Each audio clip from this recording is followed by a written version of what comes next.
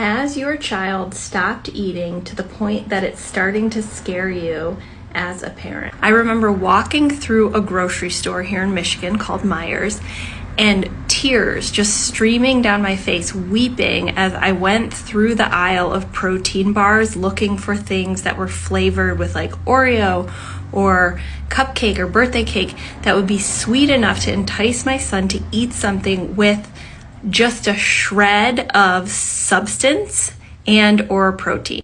This was the same week that I tried to sneak collagen powder into his chocolate milk, which was one of the only things he was still eating besides like popcorn, Pirate's Booty, and Lay's potato chips, and he dropped chocolate milk altogether.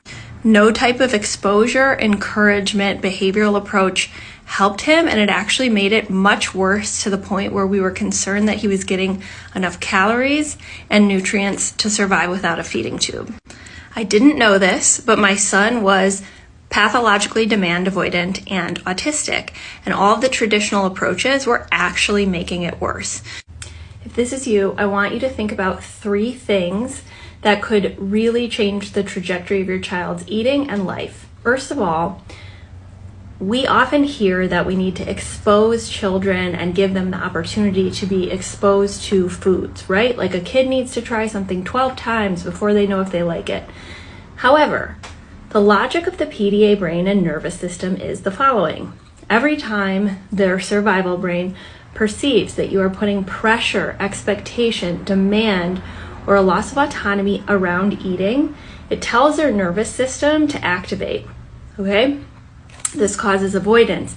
It also causes a physiological response of fight or flight, which makes you shut down from eating and maybe throw up and have diarrhea so you can escape the lion as an antelope, or you go into freeze or shut down, which slows down your metabolism. Okay, so this is what's going on. This is number 1, the PDA lens and understanding the logic.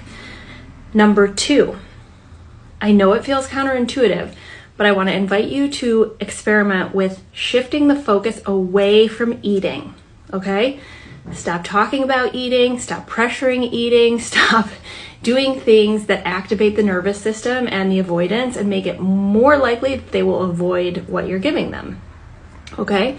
So eating is often an outcome of overall nervous system stress. So to support them to eat, we need to lower that stress by providing accommodations. Number 3, I want to invite you to consider a couple accommodations that we used in our home as well. Autonomy, allowing your child to eat the things that they like without trying to pressure them to eat other things. Allow them to choose, even if it's eating between meals or eating things that don't seem like real food, okay?